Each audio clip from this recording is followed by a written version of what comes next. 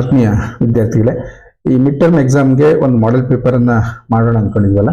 ಈಗಾಗಲೇ blue print ನೀವು ನೋಡಿದ್ರಿ, ಅದರಲ್ಲಿ ಟೋಟಲ್ ಬರ್ದಿದ್ದ ಮಿಸ್ಟೇಕ್ ಇತ್ತು ಅಂತ. ಸೊ ಅದನ್ನೆಲ್ಲ ಕ್ಲಿಯರ್ ಮಾಡಿಕೊಂಡು ಒಂದು ಮಾಡೆಲ್ ಪೇಪರನ್ನು ಡಿಸ್ಕಸ್ ಮಾಡೋಣ. ಓಕೆ, ಸೊ ಎಕ್ಸಾಮು ಈಗಾಗಲೇ ಹೇಳಿದಾಗೆ ನಿಮಗೆ 70 ಮಾರ್ಕ್ಸ್ ಇರುತ್ತೆ, 3 ಅವರ್ಸ್ ಇರುತ್ತೆ.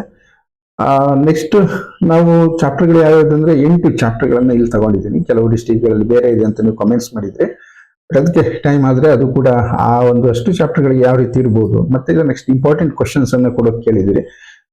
ಖಂಡಿತ ಒಂದು 2 ದಿನದಲ್ಲಿ ನಿಮಗೆ ಇಂಪಾರ್ಟೆಂಟ್ 5 ಮಾರ್ಕ್ಸ್ 3 ಮಾರ್ಕ್ಸ್ ಕ್ವಶನ್ಸ್ ಅನ್ನ ಕೊಡ್ತೇನೆ. ಓಕೆ, ಸೊ ಈಗಾಗಲೇ ನಿಮಗೆ ಈ ವಿಷಯ ಗೊತ್ತಿದೆ. ಈ ಫಸ್ಟ್ ಚಾಪ್ಟರ್ ಇಂದ ನಾವು ಯಾಕೆಂದ್ರೆ ಮಿಡ್ ಟರ್ಮ್ ಮಾಡ್ತಾ ಇರೋದ್ರಿಂದ ಆ 12 ಅವರ್ಸ್ಗೆ ಅದಕ್ಕಿಂತ ಜಾಸ್ತಿ ಮಾರ್ಕ್ಸ್ ಅನ್ನೇ ಹಾಕಬೇಕಾಗತ್ತೆ. ಇದು ಆನ್ಯುವಲ್ ಎಕ್ಸಾಮ್ ಅಲ್ಲಲ್ವಾ, ಹಾಗಾಗಿ ಸೊ ಇವೆಲ್ಲ ನೀವು ಹಿಂದಿನ ವಿಡಿಯೋದಲ್ಲಿ ನಾನು ಡಿಸ್ಕಸ್ ಮಾಡಿದ್ದೀನಿ. ನೆಕ್ಸ್ಟ್ ಏನು ಕೇಳಿದ್ರೆ ಯಾವ ಟೈಪ್ ಕ್ವಶನ್ಸ್ ಬರುತ್ತೆ ಅನ್ನುವಂಥದ್ದು. ಸೊ ಇದಾಗಿ ಆಲ್ರೆಡಿ ಗೊತ್ತಿದೆ ನಿಮಗೆ. MCQ 15 ಇರುತ್ತೆ, ಅದನ್ನ ಅಷ್ಟು ಬರೀಬೇಕಾಗುತ್ತೆ. ಫಿಲ್ ಇನ್ ದಿ ಬ್ಲಾಂಕ್ಸ್ 5, ಅದರಲ್ಲೂ ಕೂಡ ನಿಮಗೆ ಅದು ಚಾಯ್ಸ್ ಎಕ್ಸ್ಟ್ರಾ ಕ್ವಶನ್ಸ್ ಇರಲ್ಲ. ಬಟ್ ನೆಕ್ಸ್ಟ್ ಏನು 2 ಮಾರ್ಕ್ಸ್ 3 ಮಾರ್ಕ್ಸ್ 5 ಮಾರ್ಕ್ಸ್ ಮತ್ತು 5 ಮಾರ್ಕ್ಸ್ ನ್ಯೂಮೆರಿಕಲ್ ಏನಿದೆ, ಸೊ ಅದರಲ್ಲಿ ನಮಗೆ ಬೇಕಾದಷ್ಟು ಚಾಯ್ಸ್ಗಳು ಸಿಗ್ತವೆ. ನೋಡಿ, 2 ಮಾರ್ಕ್ಸ್ 3 ಮಾರ್ಕ್ಸ್ ಅಲ್ಲಿ 9 ಕ್ವಶನ್ಸ್ ಕೊಟ್ಟಿರ್ತಾರೆ, 5 ಬರೀಬೇಕು. 5 ಮಾರ್ಕ್ಸ್ ಅಲ್ಲೂ ಕೂಡ 50%, ಅಂದ್ರೆ 6 ಕ್ವಶನ್ಸ್ ಅಲ್ಲಿ 3 ಬರೆಯುವಂಥದ್ದು. ನ್ಯೂಮೆರಿಕಲ್ ಅಲ್ಲೂ ಕೂಡ 50%. ಸೊ 4 ಕ್ವಶನ್ಸ್ ಇಂದ ನೀವು 2 ಕ್ವಶನ್ಸ್ ಅನ್ನ ಬರೆಯುವಂಥದ್ದು. ನೆಕ್ಸ್ಟ್ ಈ ಬ್ಲೂ ಪ್ರಿಂಟ್ ಅಲ್ಲಿ ಈಗಾಗಲೇ ನಿಮಗೆ ಆ ವಿಡಿಯೋದಲ್ಲಿ ನಾನು ಡಿಸ್ಪ್ಲೇ ಮಾಡಿದ್ದೆ. ಸೊ ಆ ಪ್ರಕಾರ ಈ ಏನ್ ನಮ್ಮ ಮಾಡೆಲ್ ಪೇಪರ್ ಇದೆ, ಸೊ ಇದೇ ಬ್ಲೂ ಪ್ರಿಂಟ್ ಪ್ರಕಾರ ಇರುತ್ತೆ. ನೀವು ಬೇಕಾದ್ರೆ ಸ್ಕ್ರೀನ್ ಶಾಟ್ ತಗೊಂಡು ಚೆಕ್ ಮಾಡ್ಕೋಬಹುದು. ಓಕೆ, ಇಲ್ಲಿ ಟೋಟಲ್ ಮಾರ್ಕ್ಸ್ 115 ಮಾರ್ಕ್ಸ್ ಇರುತ್ತೆ. ನಾವು ಟೀಚಿಂಗ್ ಅವರ್ಸ್ ತಗೊಂಡಿರೋದು ನಮಗೆ ಮಿಡ್ ಟರ್ಮ್ಗೆ 77 ಅವರ್ಸ್, ಅದನ್ನ 115 ಮಾರ್ಕ್ಸ್ಗೆ ಕನ್ವರ್ಟ್ ಮಾಡ್ಕೊಂಡಿರೋದು. So MCQ 15, fill in the blanks 5, 2 marks ಇಂದು 18 ಮಾರ್ಕ್ಸ್ ಆಗುತ್ತೆ, ಯಾಕೆಂದ್ರೆ 9 ಕ್ವಶನ್ಸ್ ಇರುತ್ತೆ. ಅದೇ ತರ 3 ಮಾರ್ಕ್ಸ್ ಇಂದು 27 ಆಗುತ್ತೆ, 5 ಮಾರ್ಕ್ಸ್ ಇಂದು 30 ಆಗುತ್ತೆ. ಸೊ 5 ಮಾರ್ಕ್ಸಿನ ನ್ಯೂಮೆರಿಕಲ್ 4 ಇರುತ್ತಲ್ವ, 20 ಆಗುತ್ತೆ. ನೀವು ಬರೀಬೇಕಾಗಿರೋದು ಒಂದು 70 ಮಾರ್ಕ್ಸ್ಗೆ. ಸೊ ಉಳಿದಿದ್ದೆಲ್ಲ ನಿಮಗೆ ಚಾಯ್ಸ್ ಆಗಿರುತ್ತೆ ಅನ್ನುವಂಥದ್ದು. ಓಕೆ, ನೆಕ್ಸ್ಟ್ ಈಗ ಪೇಪರ್ಗೆ ನಾವು ಎಂಟರ್ ಆದ್ರೆ ಈ ವರ್ಷದ ಇನ್ಸ್ಟ್ರಕ್ಷನ್ ಏನಿದೆ ಅಂತೇಳಿ. So first all parts R compulsory ಅನ್ನುವಂಥದ್ದು, ಅದು ಯಾವಾಗಲೂ ಇರ್ತಾ ಇತ್ತು. For 40A questions, first written answer will be considered for awarding marks. So ಈ ಸೆಂಟೆನ್ಸ್ ಸ್ವಲ್ಪ ಮಾಡಿಫೈ ಆಗಿದೆ ಹೋದ ವರ್ಷದಿಂದ. ಹೋದ ವರ್ಷ ಏನ್ ಹೇಳ್ತಿದ್ರು ಅಂದ್ರೆ, ಈ 20 ಮಾರ್ಕ್ಸ್ ಇಂದ ಏನಿದೆ 15+5, ಅದನ್ನ ಫಸ್ಟ್ 2 ಪೇಜ್ ಅಲ್ಲೇ ನೀವು ಬರೀಬೇಕು, ಬಿಟ್ಟು ಬೇರೆ ಕಡೆ ಬರೀಬಾರ್ದು, ನಿಮ್ಗೆ ಮಾರ್ಕ್ಸ್ ಕೊಡಲ್ಲ ಅಂತ ಅನ್ನೋ ರೀತಿಯಲ್ಲಿ ಒಂದು ಇನ್ಸ್ಟ್ರಕ್ಷನ್ ಇತ್ತು.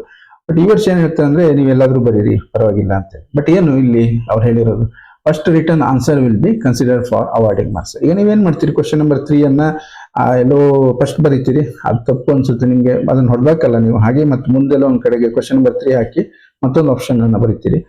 ಸೊ ಲಾಸ್ಟ್ ಸೆಕೆಂಡ್ ಟೈಮ್ ಬರೆದಿರೋದು ಸರಿ ಇರಬಹುದು, ಬಟ್ ನಿಮ್ಗೆ ಫಸ್ಟ್ ಟೈಮ್ ಅಲ್ಲಿ ರಾಂಗ್ ಇದ್ರೆ ಆ ರಾಂಗ್ 0 ಅಂತ ಹಾಕಿರೋದನ್ನ ಮತ್ತೆ ಅವರು ಸರಿ ಮಾಡಲ್ಲ. ಒನ್ಸ್ ರಿಟರ್ನ್ ಏನ್ ಫಸ್ಟ್ ನಿಮ್ಗೆ ಅವಾರ್ಡ್ ಆಗುತ್ತೆ, 0 ಇರ್ಬೋದು, 1 ಮಾರ್ಕ್ಸ್ ಇರ್ಬೋದು, ಅದು ಫೈನಲ್ ಅನ್ನುವಂಥದ್ದು. ನೆಕ್ಸ್ಟ್ ಉಳಿದಿದ್ದೆಲ್ಲ common. Answer without relevant diagram, figure, circuit will not carry any marks ಅಂತಾರೆ. ಕೆಲವು ಡಯಾಗ್ರಾಮ್ಗಳು ಇಲ್ಲದೆ ಇದ್ರೆ ಡೆರಿವೇಶನ್ ನೀವು ಕರೆಕ್ಟ್ ಆಗಿ ಬರೆದ್ರು ಕೂಡ ಮಾರ್ಕ್ಸ್ 0 ಆಗ್ಬಿಡುತ್ತೆ, ಅದು ನೆನಪಿರ್ಲಿ. ಆಮೇಲೆ ನ್ಯೂಮೆರಿಕಲ್ ಅಲ್ಲಿ ಡೈರೆಕ್ಟ್ ಆನ್ಸರ್ ನೀವು ಬರೀತೀರಿ, ಎಕ್ಸ್ಪರ್ಟ್ಸ್ ಇರ್ತೀರಿ ನೀವು. ಕೆಲವರು prepare JEE NEET level prepare ಆದವರು ನೋಡಿದ್ಕೊಳ್ಳಿ ಗೊತ್ತಾಗುತ್ತೆ, ಇದು 1 ಮಾರ್ಕ್ ಇದೆ, ಶಾರ್ಟ್ ಕಟ್ ಅಲ್ಲಿ ಮಾಡಿ ಮುಗಿಸಿ ಬಂದ್ರೆ ಅದಕ್ಕೆ ಮಾರ್ಕ್ಸ್ ಫುಲ್ ಮಾರ್ಕ್ಸ್ ಕೊಡಲ್ಲ ಅಂತ ಹೇಳ್ತಾರೆ. ಫುಲ್ ಅಥವಾ 0 ಮಾರ್ಕ್ಸ್ ಹಾಕ್ಬೋದು. ಯಾಕೆಂದ್ರೆ ಪರ್ಟಿಕ್ಯುಲರ್ ಪಾರ್ಟ್ಸ್ಗೆ ಅಂದ್ರೆ ಸೆಕ್ಷನ್ಸ್ ನೀವು ಏನೇನು ಬರೀತೀರಿ ಅಲ್ಲಿ substitution, formula, calculation, simplification, so ಹೀಗೆ ರಿಸಲ್ಟ್ ವಿತ್ ಯೂನಿಟಿ ಈ ರೀತಿ ಮಾರ್ಕ್ಸ್ ಇರುತ್ತೆ. ಹಾಗೆ ಡೈರೆಕ್ಟ್ ಬರೆದ್ರೆ ಮಾರ್ಕ್ಸ್ ಕೊಡಲ್ಲ ಅಂತ ಇಲ್ಲಿ ಇನ್ಸ್ಟ್ರಕ್ಷನ್ ಕೊಟ್ಟಿರುವಂಥದ್ದು. ಓಕೆ, ಈಗ ನಾವು ಕ್ವಶನ್ ಪೇಪರ್ಗೆ ಎಂಟ್ರಿ ಆದ್ರೆ ನಮಗೆ ಫಸ್ಟ್ ಸಿಗೋದು 15 MCQ ಕ್ವಶನ್ಸ್ಗಳು. ಜಸ್ಟ್ ನಾನು ನಿಮಗೆ ಕ್ವಶನ್ಸ್ ಅನ್ನ ಇಲ್ಲಿ ಇರೋದನ್ನ ಓದ್ತಾ ಹೋಗ್ತಾನೆ. ನೆಕ್ಸ್ಟ್ ಅದಕ್ಕೆ ಆನ್ಸರ್ ಬೇಕು ಅಂದ್ರೆ ನೆಕ್ಸ್ಟ್ ವಿಡಿಯೋದಲ್ಲಿ ಮಾಡೋಣ, ಅದು ಅವಶ್ಯಕತೆ ಇದ್ರೆ ಮಾತ್ರ. So electric field due to uniformly charge thin shell at a point inside the shell is. 4 options ಕೊಟ್ಟಿದ್ದಾರೆ ನೋಡಿ, ಇದರಲ್ಲಿ ಯಾವ್ದು ಕರೆಕ್ಟ್ ಅಂತ ಬರೀಬೇಕು. Next out of the following is not a property of electric field lines ಅಂತ ಹೇಳ್ತಾರೆ. ಇದರಲ್ಲಿ ಯಾವುದು ಅಲ್ಲದೆ ಇರೋದು, ಎಲೆಕ್ಟ್ರಿಕ್ ಫೀಲ್ಡ್ ಲೈನ್ಸ್ಗೆ ಅಲ್ಲದೆ ಇರೋ ಪ್ರಾಪರ್ಟಿಯನ್ನ ಗೊತ್ತು ಮಾಡಬೇಕು. Next angle between equipotential surface and lines of force. ಈ ಲೈನ್ಸ್ ಆಫ್ ಫೋರ್ಸ್ ಅನ್ನೋದು ಎಲೆಕ್ಟ್ರಿಕ್ ಫೀಲ್ಡ್ ಲೈನ್ಸ್. ಸೊ ಅದಕ್ಕೂ ಮತ್ತೆ ಈ ಇಕ್ವಿಪೊಟೆನ್ಷಿಯಲ್ ಸರ್ಫೇಸ್ ಮಧ್ಯೆ ಆಂಗಲ್ ಎಷ್ಟಿದೆ ಅನ್ನುವಂಥದ್ದು. Next which of the following quantities do not depend on the choice of zero potential R zero potential energy. ನಮಗೆ zero potential ಎಲ್ಲಿದೆ ಅನ್ನೋದು ಬೇಕಾಗದೆ ಅದನ್ನು ಅವಲಂಬಿಸ್ಕೊಳ್ಳದೆ ಇರುವಂತ ಯಾವುದು ಈ 4 ಆಪ್ಷನ್ಸ್ ಅಲ್ಲಿ ಯಾವುದು ಅನ್ನುವಂಥದ್ದು. Okay, next at any junction sum of the current entering the junction is equal to the sum of the current leaving the junction is statement of. ಬಹಳ ಈಸಿ ಆಯ್ತು ನೋಡಿ. ಈ ತರ ಈಸಿ ಕ್ವಶನ್ಸ್ ಆಗುತ್ತೆ ನಿಮ್ಗೆ. ಜಂಕ್ಷನ್ ಅಂತ ಹೇಳ್ತಾ ಇರೋದ್ರಿಂದ ಕಿರ್ಚಾಫ್ಸ್ ಜಂಕ್ಷನ್ ರೂಲ್ ಅಂತ ಯಾರಿಗಾದ್ರೂ ಗೊತ್ತಾಗುತ್ತೆ. ನೆಕ್ಸ್ಟ್ ಓಮ್ಸ್ ಲಾ ಇನ್ ವೆಕ್ಟರ್ ಫಾರ್ಮ್, ಇದು ಕೂಡ ನೀವು ಡಿರೈವ್ ಮಾಡಿರ್ತೀರಿ, ನೆನಪಿರುತ್ತೆ ನಿಮಗೆ.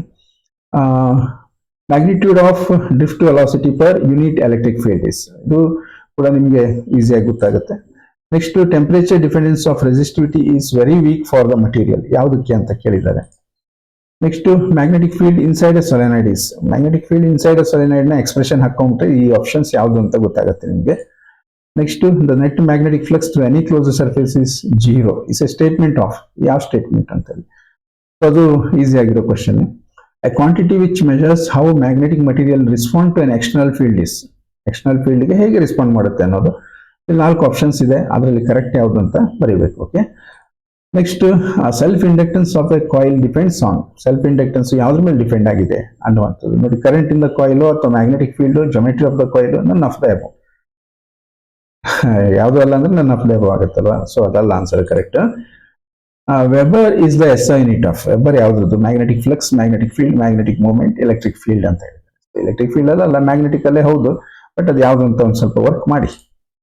Next peak value of V M, peak value V M ಅಂತ ಬರೆದಿದ್ದಾರೆ, R M S value V, ಅದು ಹೇಗೆ ರಿಲೇಟ್ ಆಗಿದೆ ಅನ್ನುವಂಥದ್ದು. ಇದು ನಿಮಗೆ ಎ ಸಿ ಚಾಪ್ಟರ್ ಅಲ್ಲಿ ಸ್ಟಾರ್ಟಿಂಗ್ ಅಲ್ಲೇ ಬಂದಿರುತ್ತೆ. ಸೊ ಅದರ ಕರೆಕ್ಟ್ ರಿಲೇಷನ್ ಯಾವುದು ಅಂತ ಫೈಂಡ್ ಔಟ್ ಮಾಡಬೇಕು. Next source of electromagnetic wave is R, ಅಂದ್ರೆ ಒಂದಕ್ಕಿಂತ ಹೆಚ್ಚು ಆಗಿರ್ಬೋದು, ಯಾಕಂದ್ರೆ ಆಲ್ ಆಫ್ ದೀಸ್ ಅಂತ ಒಂದು ಆಪ್ಷನ್ ಇದೆ, ಹಾಗಾಗಿ ಯಾವ್ದಂತ ನೀವು ಹೇಳಿ ಅಂತ ಹೇಳಿ. Okay. So next fill in the blanks ಬಂದ್ರೆ ನಿಮ್ಗೆ ಇಲ್ಲಿ ಎಷ್ಟಿದೆ? 5 ಕ್ವಶನ್ಸ್ ಅಂದ್ರೆ 5 ಆಪ್ಷನ್ಸ್ ಕೊಟ್ಟಿರ್ತಾರೆ. A way of picturically mapping the electric field around a configuration of charges. Okay, ಇದೆಲ್ಲ ಸೆಂಟೆನ್ಸ್ ಟೆಕ್ಸ್ಟ್ ಬುಕ್ ಅಲ್ಲಿ ಇದೆ, ಎಲ್ಲ ಹೊಸದಾಗಿ ಎಲ್ಲಿಂದ ಬಂತು ಅನ್ಕೋಬೇಡಿ. The electrostatic field is dash inside the conductor. Okay, when external resistor is connected to the cell has 0 resistance, the current drawn from the cell is, ಆಯ್ತಾ. Next current and voltage are in phase when AC voltage is applied to, ಯಾವಾಗ ಆಗುತ್ತೆ ಅನ್ನುವಂಥದ್ದು. The current due to changing electric field is called. Okay, ಏನಂತಾರೆ ಅದಕ್ಕೆ? ಇಷ್ಟು 1 ಮಾರ್ಕಿನ 15+5 ನಿಮಗೆ cover ಆಗುತ್ತೆ. Next ಈಗ 2 ಮಾರ್ಕ್ಸಿಗೆ ಬಂದ್ರೆ draw the electric field lines for like charges and electric dipole. ಈ ಫೀಲ್ಡ್ ಲೈನ್ಸ್ ಅನ್ನು ನೀವು ಕರೆಕ್ಟ್ ಆಗಿ ಮಾಡಬೇಕಾಗುತ್ತೆ, ಎರಗಳು ಕೂಡ ಸರಿಯಾಗಿರ್ಬೇಕು. Next what is electrostatic shielding, what is the use of it, ಎಲ್ಲಿ ಯೂಸ್ ಮಾಡ್ತಾರೆ ಇದನ್ನ ಅನ್ನುವಂಥದ್ದು ಬರೀಬೇಕು 2 ಮಾರ್ಕ್ಸಿಗೆ. ನೆಕ್ಸ್ಟ್ 2 ಮಾರ್ಕ್ಸ್ಗೆ ಒಂದು ಪ್ರಾಬ್ಲಮ್ ಇರುತ್ತೆ ಅಲ್ವಾ, ನಿಮ್ಗೆ ಹೇಳಿದ್ದೆ. Determine the electrostatic potential energy of a system of 2 charges 7 microcoulomb and -2 microcoulomb. So formula ಹಾಕ್ತೀರಿ, ಸಬ್ಸ್ಟಿಟ್ಯೂಟ್ ಮಾಡ್ತೀರಿ, they are separate by 0.18 metre ಅಂತ ಇದೆ. ಇಷ್ಟು ಕೆಲಸ ಮಾಡಿದ್ರೆ 2 ಮಾರ್ಕ್ಸ್ ಸಿಗುತ್ತೆ. ಅಂದ್ರೆ ಯಾಕೆಂದ್ರೆ ವೆರಿ ಸಿಂಪಲ್ ಇದು, ಒಂದು ಫಾರ್ಮುಲಾ, ಒಂದು substitution and simplification. What are the 2 factors on which resistivity of the material depends, ಯಾವ್ಯಾದ್ರ ಮೇಲೆ ಡಿಪೆಂಡ್ ಆಗಿದೆ ರೆಸಿಸ್ಟಿವಿಟಿ ಅನ್ನುವಂಥದ್ದು. Next state Ampere circuit law, write expression for it, statement ಮತ್ತೆ expression. Write 2 properties of magnetic field lines, magnetic field lines ನೀವು ತುಂಬಾ ಗೊತ್ತಿರುತ್ತೆ, ಅದ್ರಲ್ಲಿ 2 ಬರೆದ್ರೆ ಸಾಕು. Write the expression for magnetic potential energy of a compass needle placed in magnetic field, explain the terms ಅಂತ.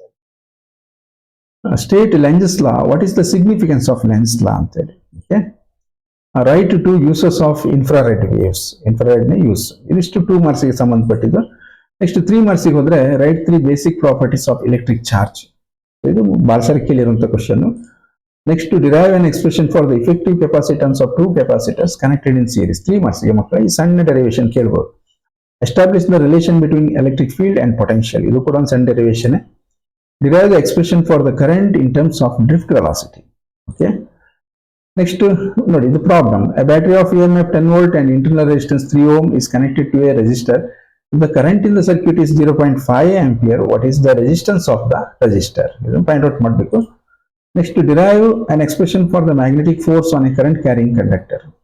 Magnetic force ಅನ್ನು current, ಇದು moving charges ಅಲ್ಲಿ ಬಿಗಿನಿಂಗ್ ಅಲ್ಲೇ ಬರುತ್ತಲ್ವಾ.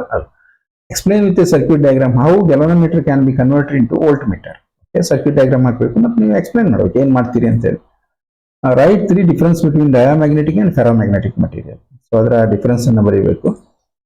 Derive an expression for the motional EMF induced in a conductor moving in a uniform magnetic field. Okay. ಅಲ್ಲಿಗೆ 3 marks complete ಆಗುತ್ತೆ. ಈಗ 5 ಮಾರ್ಕ್ಸಿನ theory ಪಾರ್ಟಿಗೆ ಬಂದ್ರೆ derive an expression for electric field due to a electric dipole at a point on a equatorial line. So ಇಲ್ಲಿ ನಿಮಗೆ ಈ questions ಎರಡೇ ಇರೋದು, ಡೈಪೋಲ್ ಇಕ್ವಟೋರಿಯಲ್ ಮತ್ತೆ ಎಕ್ಸೆಲ್ ಅಂತೇಳಿ ಅದು ಯಾವ ವರ್ಡ್ ಬಂದಿದೆ ಅಂತ ಇಕ್ವಟೋರಿಯಲ್ ಬಂದ್ರೆ ನೀವು ಅದಕ್ಕೆ ಸಂಬಂಧಪಟ್ಟಿದ್ದ derivation ಬರೀಬೇಕಾಗುತ್ತೆ.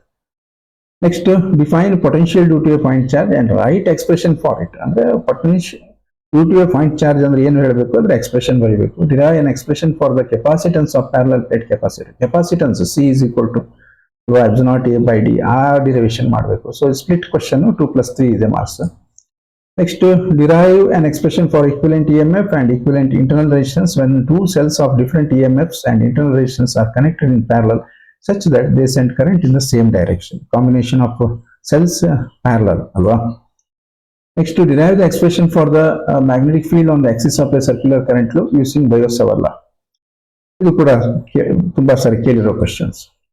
Explain Faraday and Henry's coil and bar magnet experiment. So state and explain Faraday's law of electromagnetic induction. So ಇದು 2+3 ಅಲ್ಲ 3+2. ಫಸ್ಟ್ ಇಂದಕ್ಕೆ 3 ಮಾರ್ಕ್ಸ್, ಸೆಕೆಂಡ್ ಗೆ 2 marks. Okay. Arrive at the expression for the impedance of a series LCR circuit using phasor diagram method and hence write the expression for the current through the circuit. Okay. AC ಮೇಲೆ ಒಂದು 5 ಮಾರ್ಕ್ಸಿನ problem, ಸಾರಿ derivation ಇದೆ. Problems ಬಂದಾಗ ನೋಡಿ, ಇಲ್ಲಿ problems ನಿಮಗೆ ಒಂದು problem easy ಸಿಗುತ್ತೆ, ಒಂದು 3 ಪ್ರಾಬ್ಲಮ್ ಟಫ್ ಇರುತ್ತೆ ಮಕ್ಕಳೇ. ಇದು ಈ ವರ್ಷದಿಂದ ಗ್ಯಾರಂಟಿ ಅನ್ಕೋಬಹುದು ನೀವು. ಅಂದ್ರೆ ಬಟ್ ಟಫ್ ಅಂದ್ರೆ ನಿಮ್ ಟೆಕ್ಸ್ಟ್ ಬುಕ್ ಅಥವಾ ನಿಮ್ಮ ಲೆವೆಲ್ ದಾಟಿ ಏನು ಹೊರಗೆ ಹೋಗಲ್ಲ, ಆದ್ರೂ ಕೂಡ ನೀವು ಸ್ವಲ್ಪ ಪ್ರಿಪೇರ್ ಆಗಬೇಕು ಔಟ್ ಆಫ್ ಸ್ಕೋರ್ ಮಾಡುವಂಥದ್ದು. ಇಲ್ಲಿ uniformly charge conducting sphere of 2.4 metre diameter has a surface charge density 80 microcoulomb per metre square. Find the charge on the sphere and what is the total electric flux leaving the surface of the sphere. So ಇಷ್ಟು ಕೆಲಸ ಮಾಡಬೇಕು. ಅದು ಹಾಗೆ ಈಸಿನೇ ಇದೆ. Next ನೋಡಿ, ಇದು ಸ್ವಲ್ಪ tough ಆಗ್ಬೋದು ನಿಮಗೆ. Determine the current in branch B D of the network show. ಈಗ ಇಲ್ಲಿ ಕ್ರಾಮರ್ ರೂಲ್ ಅಂತ ಇದೆ. ನಾನು ಕರೆಂಟ್ ಎಲೆಕ್ಟ್ರಿಸಿಟಿ ಏನು ಚಾಪ್ಟರ್ಸ್ ಅನ್ನ ನಿಮಗೆ ಥಿಯರಿ ಕ್ಲಾಸ್ ಮಾಡಿದ್ದೀನಿ. ಅದರಲ್ಲಿ ಪ್ರಾಬ್ಲಮ್ ಬಿಡಿಸಿದಾಗ ಎಲ್ಲೋ ಒಂದ್ ಕಡೆ ಕ್ರಾಮರ್ ರೂಲ್ ಇದೆ ಅಂತ ಮಾತಾಡಿದ್ದೆ ನಾನು. ಸೊ ಅದನ್ನ ಹೇಳಿದ್ನೋ ಇಲ್ಲೋ ನಂಗೆ ನೆನಪಾಗ್ತಾ ಇಲ್ಲ. ಆ ರೂಲ್ ಕಲಿಬೇಕು ಅನ್ನೋದಾದ್ರೆ ಖಂಡಿತ ಕಾಮೆಂಟ್ಸ್ ಮಾಡಿ. ಅಂದ್ರೆ ಬೇಕಂದ್ರೆ ಕ್ರಾಮರ್ ರೂಲ್ ಅನ್ನ ಹೇಳಿ ಈ ತರ ಪ್ರಾಬ್ಲಮ್ಸ್ ಹೇಗೆ ಸಾಲ್ವ್ ಮಾಡೋದು ಅಂತ ಹೇಳ್ತಾನೆ. ಬಟ್ ನಮ್ಮ ಟೆಕ್ಸ್ಟ್ ಬುಕ್ ಅಲ್ಲಿ ಕ್ರಾಮರ್ ರೂಲ್ ಯೂಸ್ ಮಾಡಿಲ್ಲ. ಆದ್ರೆ ನೀವು ಅದನ್ನ ಯೂಸ್ ಮಾಡಿ ಬರೆದ್ರೆ ತಪ್ಪೇನಿಲ್ಲ. ಯಾಕೆಂದ್ರೆ ಮ್ಯಾಥಮೆಟಿಕಲ್ ಪಾರ್ಟ್ಗೆ ನಾವು ಎಲ್ಲೂ ಇಂಪಾರ್ಟೆನ್ಸ್ ಕೊಡಲ್ಲ, ಫಿಸಿಕ್ಸ್ನವ್ರು ಅಂತ ಗೊತ್ತು ನಿಮಗೆ. ಅದಕ್ಕೆ ಅದಕ್ಕಾಗಿ ಮಾರ್ಕ್ಸ್ ಅನ್ನ ಕಟ್ ಮಾಡುವಂಥದ್ದು ಆ ಥರ ಏನಿರಲ್ಲ. Okay. The next problem, two long and parallel straight wires A and B carrying currents 8 ampere and 5 ampere in the same direction are separated by a distance of 4 centimeter. Unit ಎಲ್ಲ ನೋಡ್ಕೋಬೇಕು. Estimate the force on a 10 centimeter section of a wire. Force ಅನ್ನು find out ಮಾಡಿ. What is the nature of the force ಅಂತ ಕೇಳಿದ್ರು.